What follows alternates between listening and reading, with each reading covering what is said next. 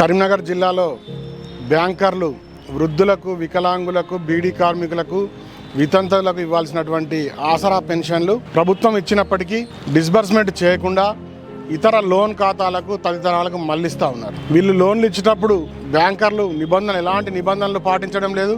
Recovery విషయంలో కూడా ఎలాంటి ప్రొసీజర్ పాటించడం లేదు. ఎవరైనా కుటుంబ సభ్యులు లోన్ బకాయి ఉంటే పెన్షన్ల నుంచి పెన్షన్ ఖాతాలను నిలుపుదల చేస్తున్నారు.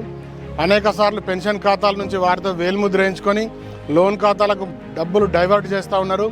నిబంధనలకు విరుద్ధంగా వృద్ధులను, వికలాంగ, వితంతువులను ఇబ్బందులు పెడుతున్నటువంటి బ్యాంకర్ల మీద చర్యలు తీసుకోవాల్సిందిగా, అదేవిధంగా ఆసరా పెన్షన్లు నిలిపివేస్తున్నటువంటి బ్యాంకర్ల బ్యాంకింగ్ లైసెన్సులు రద్దు చేయవలసిందిగా, వృద్ధులకు, వికలాంగులకు, వితంతు ఆసరా పెన్షన్దారులకు సత్వరం ఉపశమనం కలిగించవలసిందిగా ఇవాళ కరీంనగర్ జిల్లా కలెక్టర్ గారికి వినతి పత్రం భారతీయ జనతా పార్టీ పక్షాన జిల్లా ప్రధాన కార్యదర్శి శ్రీ బత్తు లక్ష్మీనారాయణ గారితో బాధితులైనటువంటి వృద్ధులతోని వినతి పత్రం అందజేశాము. సత్వరం చర్య తీసుకోవాల్సిందిగా వారికి విజ్ఞప్తి చేసినాం.